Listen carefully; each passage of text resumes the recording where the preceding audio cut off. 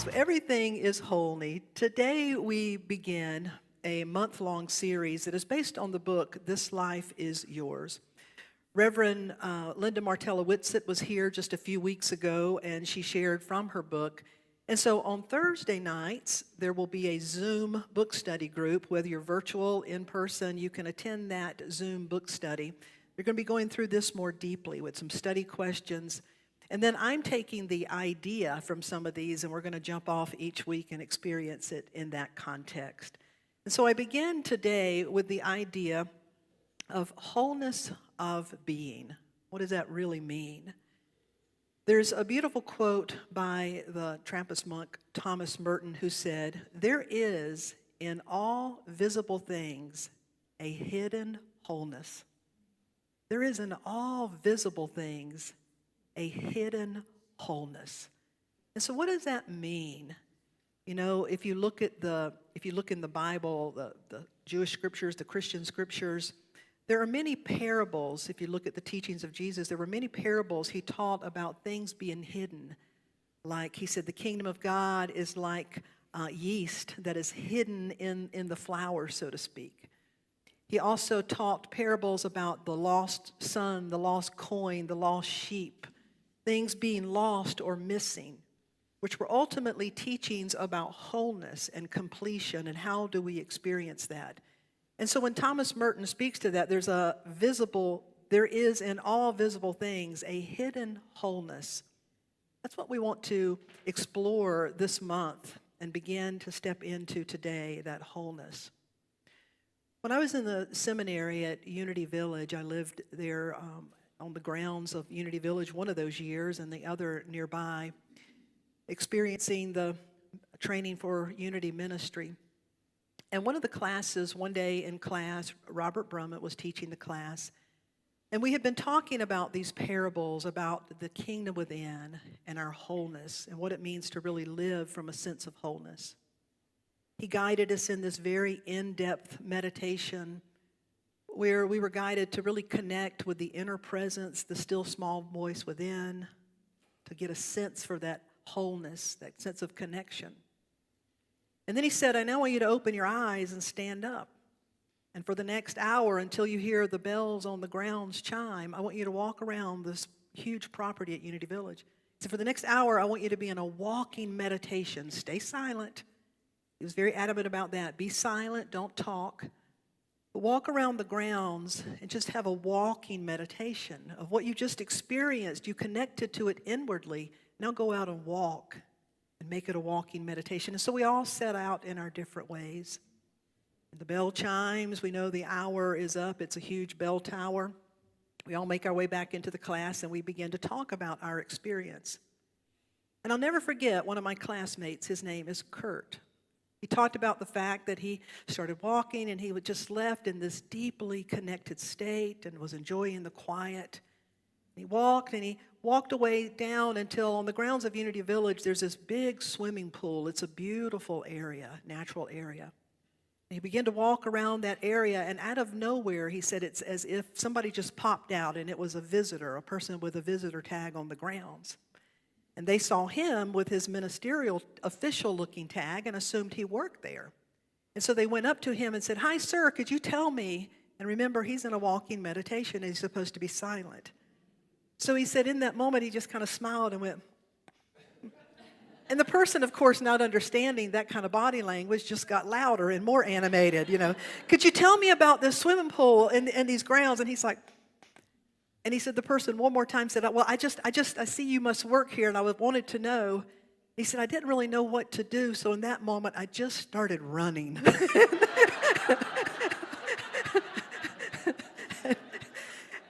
And we did the same thing. We laughed.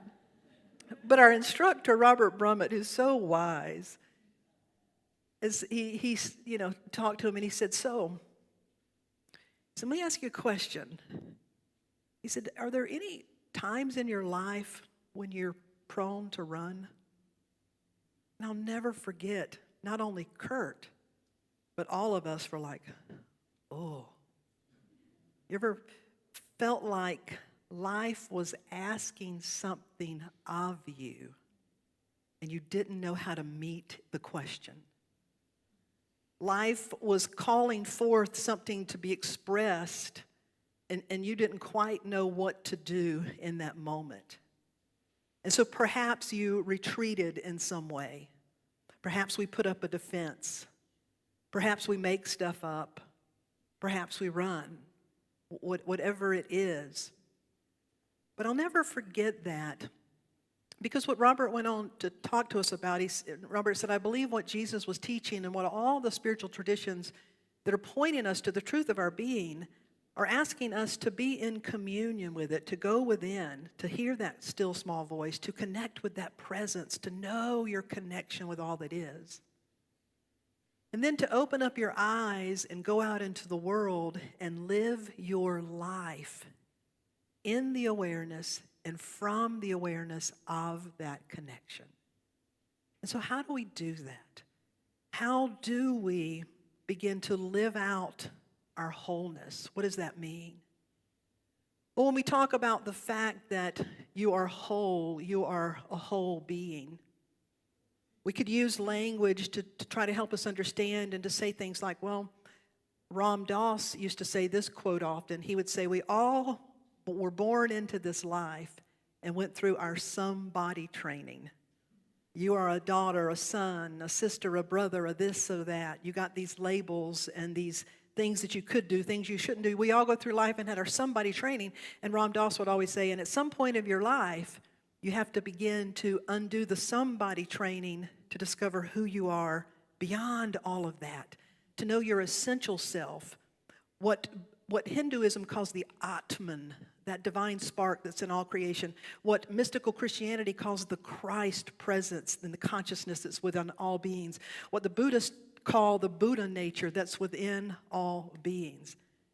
That each of us identify as an adaptive self. We have adapted ourselves to fit into our family, our world, our framework, our jobs. We learned as little children at some point you can no longer have a meltdown in the mall and it be okay. You can no longer have a temper tantrum or a good old-fashioned hissy fit, as my mom used to say. You can't just come apart anywhere and that be okay. You have to learn some things. You have to learn to adapt. But what begins to happen over time is we identify so much as our adaptive self that we lose sight of our original self. And we're both. We are absolutely both. The question is, are we in touch with the core of our being, with our wholeness, and are we living from that? So some of the things that we can do to know that invisible wholeness that is very much a part of our being, more a part of our being than anything is, how do we bring that out in our life? We want to look at that through, there are many doorways, but I want to take you through 3 doorways today. They are, number 1, to claim your spiritual birthright and belonging. Number 2, to be in touch with your ultimate well-being. And number 3, to have an experience of interconnectedness, an inseparable connection, not just the concept of it, but to have a genuine experience of what it means to be interconnected. So number 1, one of the first fundamental doorways into the experience of wholeness is to know that it is your spiritual birthright, and thereby it gives you belonging. You see, every person, no matter what they say, no matter how they act, every person on the face of this planet wants love, wants to know they are lovable, wants to experience love, express love, because that's what we are.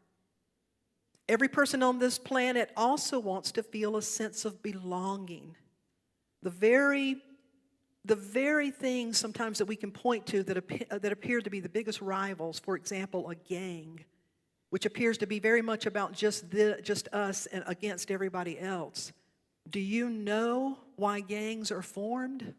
Because people want a sense of belonging.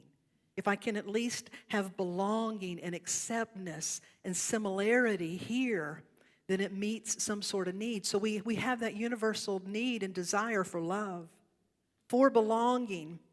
And as a part of that we also have that we want to matter. If a person feels like their life doesn't matter, that there's no purpose, then there is truly no will to live. And to be in that state, to feel like you're not worth anything, you don't have any purpose, any reason to be here, you can't live long like that and thrive, because you must have a desire and a belief that there's a purpose for you to be here. Well, all of that is inherent in who we are. Reverend Linda Martella Whitsitt, in her book, the way she speaks to that, she says, wholeness is the eternal spirit, you that is one with all that is, the original you that requires nothing to be whole. That is our spiritual nature and our birthright. Again, if I point to the teachings of Jesus, Jesus told many stories about know yourself as an heir to the kingdom, in the lineage of, in the bloodline. It's part of your DNA. Know yourself as an heir to the kingdom and not a servant outside of it. One perhaps of the greatest stories he told that really demonstrates this, that is often completely misunderstood. But if you go back to the original language and really dig into what this story means, it's a parable. Parables were like a Buddhist koan. Parables were used to turn your thinking upside down to help make a point. And the point could be taken at a literal level, but the real point applied to your spiritual nature, the eternal truth. And so the story that he told, the parable that's recorded in the Gospel of Matthew chapter 20, is a parable about the workers in the vineyard. And as the story goes, there was a vineyard owner, and he needed workers. And so early in the morning, he established a value. He established a worth. It was called a denarius. Let's just call it $100. He established a value. And early in the morning, he called for workers and said, come and work in my vineyard today, and I will pay you this. And so in the morning, some showed up. But we're told that there weren't that many that showed up, so at 9 o'clock, he went out and called again. Still, there wasn't that many, so at noon, he called again. And then at 3 o'clock, I'm paraphrasing, but he was down at Starbucks, and he saw just people standing around, and he said, you all come on over here too. At 3 o'clock, he put out a call again, and then at 5, he put out a call again. 5 different times, inviting people to come. So more and more people come. And then as the end of the day comes, those that showed up at the earliest time, he starts to pay them, and he paid what had been established. He paid the full amount. Then the ones at 9 o'clock show up, and guess what? He pays them the same amount. And then the people at noon were paid the same amount. And then the people at 3 and at 5, they were all paid the same amount. Now, if you arrived at 5 o'clock and worked maybe 30 minutes and were paid the full amount, you're like, well, I like this. I'll be back tomorrow at 5. This works great. But if you arrived early in the morning and you just witnessed all of that, you would not be very happy. If you break these down, there were 5 of them. They refer to our 5 senses. You see, at the level of sense reality, physical reality, there are things that are not fair. There are things that appear unjust. Everybody is not equal in their ability to show up, right? And how they show up and what they bring. There is we're going to experience what you perceive as inequality there. That's a part of life. But why did he pay them all the same? Because the spiritual teaching is your spiritual value is already established. You may show up early, you may show up late. You may never show up in this lifetime. You may never remember who you are. But the message was your spiritual value, your spiritual worth, who you are as a whole expression of all that is God, it is already established, and there is nothing or no one that can change that. And that's a powerful thing when we begin to realize that our spiritual nature, our value, our worthiness, our worth, our wholeness, our being complete is already established. And so that's what it means when we say the first doorway to enter into not only an awareness of wholeness, but to live it out is to claim this. Because that's the point, is people had to claim it, they had to act upon it. That our journey of a lifetime is waking up to this truth and living from the truth that That's already been established. It's already been decreed. If you are here, if you are born, then you are the image and likeness of God. Spiritually equal, spiritually blessed, spiritually the expression of God, just like any and everybody else. And you really take that into yourself, what that means. And to live from that sense of belonging versus a sense of severed belonging. The adaptive self that feels a sense of severed belonging. So the second thing we can then be in touch with is our ultimate well-being. What it really means to know then, the scriptures say, it is well with my soul. Have you ever felt just absolutely miserable, but been able to pause for a moment and say, but it is well with my soul? I literally remember being in the back of an ambulance one time, being taken to the hospital. Not sure what was going on, but I was not doing well at that moment. And what was going over in my mind was, it is well in my soul. It is well in my soul. And there was a part of me that knew that no matter what was happening, it is well in my soul. To really be able to know that. What Reverend Linda Martella writes on this, she said, wholeness is the reality of yourself that is independent of circumstances. As such, it's not about your age, your physical condition, your feelings, your accomplishment, your genetics. You can ignore but never eradicate your wholeness. You can feel as if you are falling apart, but your wholeness can never be broken. Wow. You can feel as if you're falling apart, but your wholeness can never be broken. The way I say it is we can lose sight of our wholeness, but we can never lose that wholeness that's already been established. And so the more we begin to focus on the wholeness of my being, the more it begins to reflect in every area of our life. We begin to see that wholeness being reflected. I'll give you a beautiful example. There's a young man, his name is Matthew Stafford. In 1978, Matthew was just 13 years old. And when he was 13 years old, his family were in a car accident. In that accident, the car skidded off an overpass. It was in Iowa in the wintertime. The roads were very icy. And in that accident, Matthew's father was killed and his sister. He didn't wake up until many weeks later because he was severely damaged as well. He was in a coma. At the time of the accident, when it happened, he was 119 pounds. He had been popular, healthy, physically active. He woke up weeks later out of that coma at 79 pounds. Shattered bones and shattered dreams. When he woke up, he had a completely different body and a completely different reality, a completely different life. He woke up to great physical pain, huge loss, trauma and paralysis. It paralyzed him from the neck down, a 13-year-old, healthy, active boy. And so as he began to wake up and absorb his reality, he had to do what he had to do, and he began to strengthen his body.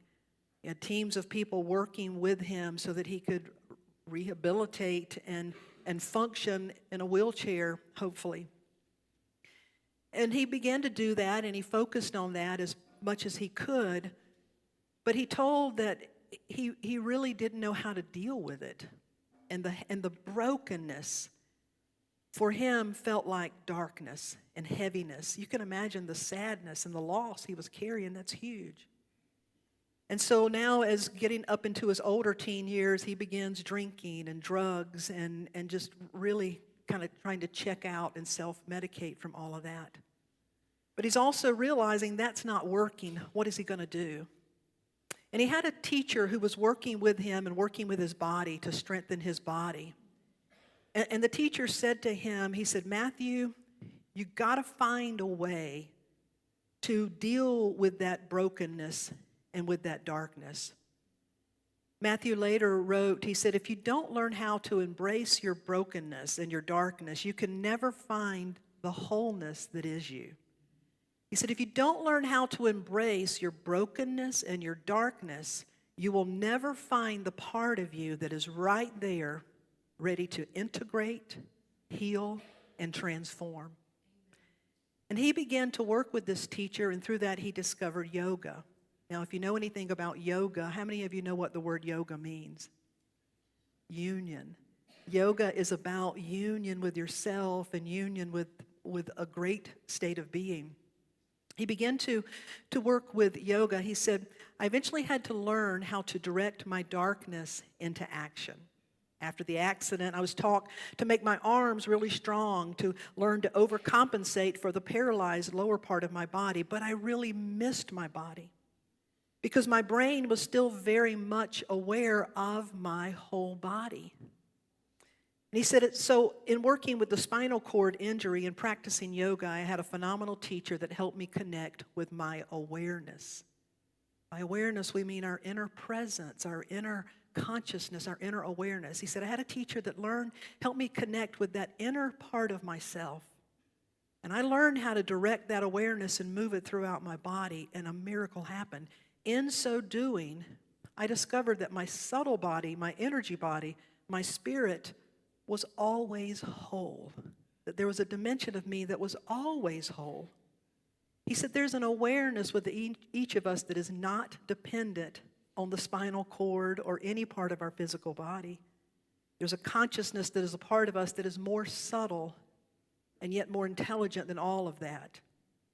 What I found as I started to recognize and feel some of the more subtle connections in my whole being, what I learned is who you are and what you think you are begins to change and stretch. He said, I actually recognize things I never knew before. I now understand we're made up of some combination of tangible and intangible consciousness, spirit and matter. And that there's a part of us that is always alive and well. Let me show you a picture of Matthew today. And his book, the book that I'm reading from is his book, Waking. Waking. He says, I now teach this to others. I've never seen someone become more aware of his or her subtle body, the presence that constitutes them, without also becoming more loving and compassionate. Why? Because that's our true nature. Pure presence is love, is God. That is our nature. Today, he teaches yoga. He now works with patients at hospitals like the Mayo Clinic, but he also works with large corporations. He said he couldn't imagine being any happier, if you can believe that. He said, I can't imagine being any happier in my life than I am today.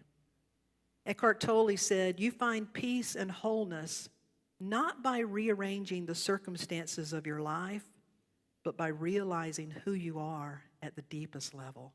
Isn't that beautiful? Wholeness is not established through conditions.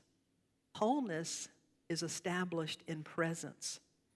It's experienced through self-awareness. Wholeness does not require being free of all hurts or ills or imperfections.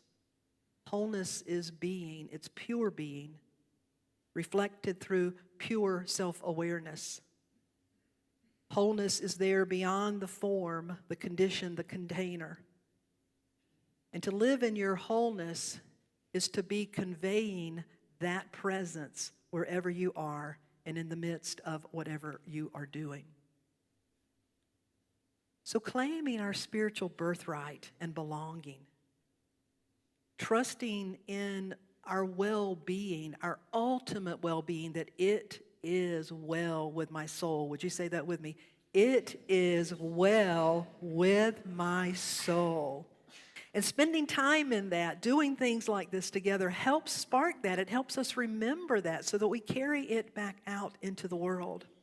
So claiming our spiritual birthright and belonging. Number 2, being in touch with that ultimate, it is well with my soul. It is well with my ultimate being. And may that wellness permeate my consciousness, my awareness, and help me meet the conditions, meet what is called forth, meet what I'm needing to express. May it flow through that.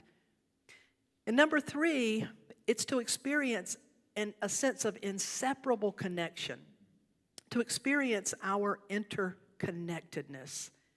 There's a beautiful quote by Black Elk, one of the many indigenous Native American teachers, but what Black Elk said, he said, the first peace, P-E-A-C-E, the first peace, which is the most important, is that which comes within the souls of people when they realize their relationship, their oneness with the universe and all its powers.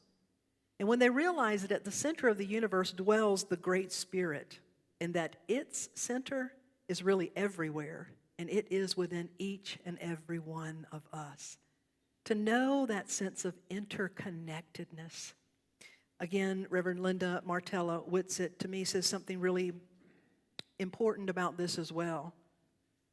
Sarah, would you please come? She says, wholeness is the original and absolute you. It reaches beyond you, encompasses you, and it fuels you. The wholeness that you are exists within the whole, all of it, all of everything. It's the web of connectivity, the field of infinite intelligence, the ocean of existence.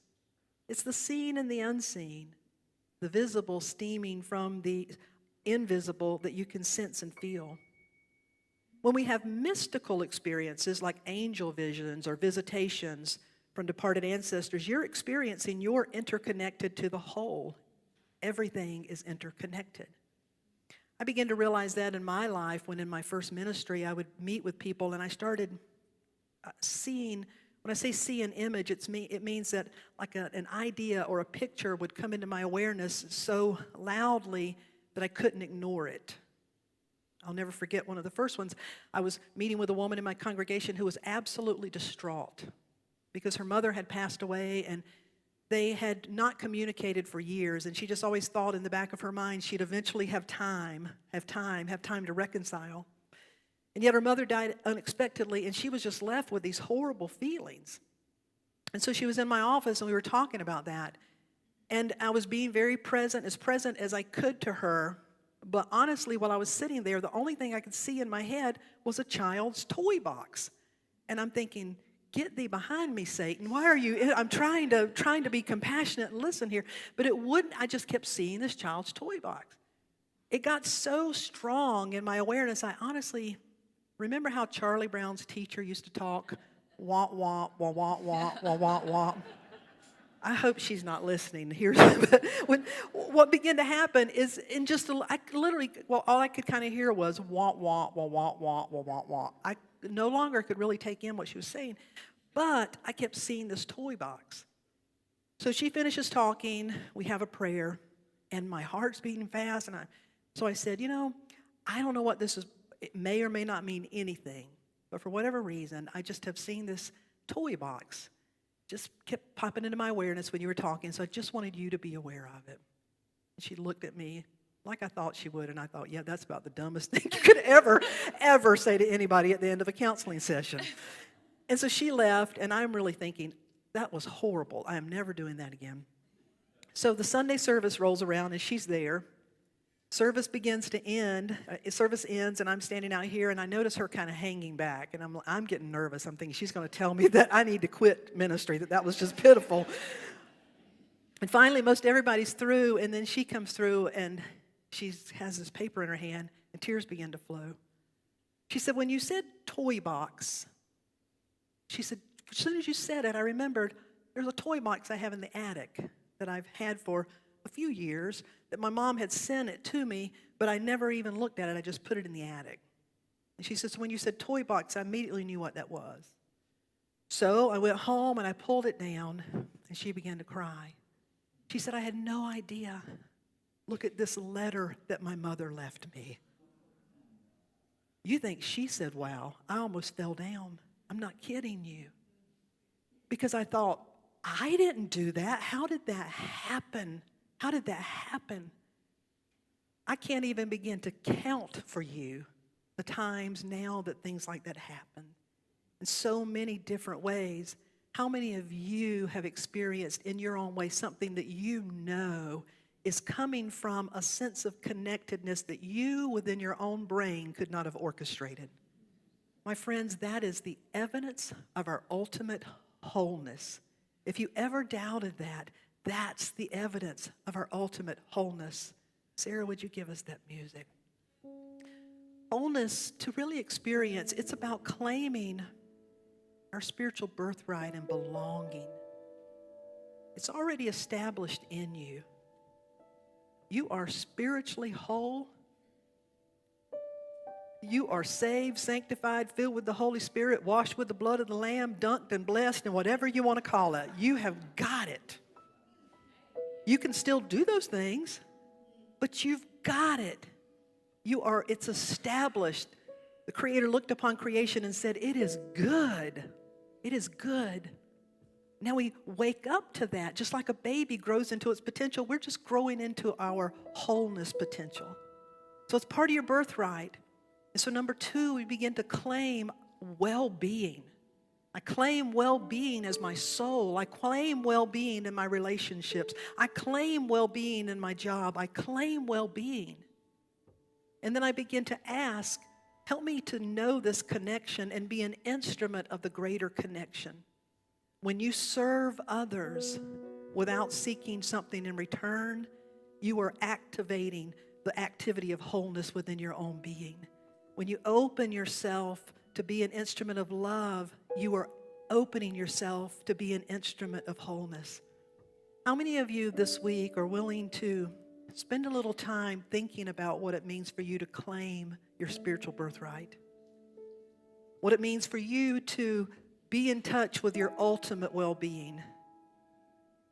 And what it means for you to experience your sense of connection and interconnectedness?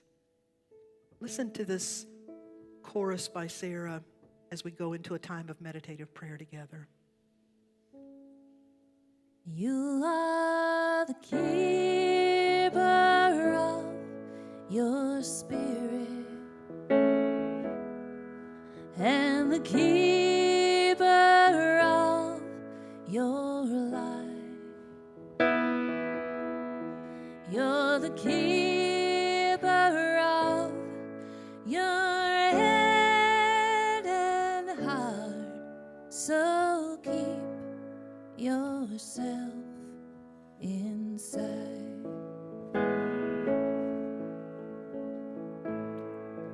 You're the keeper of your spirit and the keeper of your life. You're the keeper of your head and heart, so keep yourself inside. You are the keeper of your spirit. You are the keeper of your light. You are the keeper of your consciousness, your awareness. You are the keeper of your heart. So keep yourself in sight. Keep your wholeness in awareness, in your awareness. The gift of this life is the opportunity to discover in truth, in expression, in experience, what you already are in spirit, in divine idea, in the pattern of potential. And the pattern of your potential is what is called the Son of God, the seed of God, the image, the likeness. That your very essence is divine essence. It cannot be otherwise. And that you are a living, breathing, beautiful opportunity. You are an opportunity to remember and to walk on this earth in physical form and to awaken from the dream and to live it out. we have the opportunity to remember and to celebrate and to create in a very life-affirming and constructive way. May all of our creations reflect our wholeness. May all of our creations reflect our interconnectedness. May all of our thought creations, our intentions, may all that we put our hand and our heart toward and within, may it be a creation that is meant to express the beauty of who we are as the wholeness coming to know itself in every moment. And so we give thanks for this opportunity to remember. And the key is always love. If there is a sense of life-affirming compassion, if there's a feeling of inclusion, of life-affirming creativity and connectedness, those feelings and that direction, we can be assured that we are flowing from and being wholeness in every moment as best we can.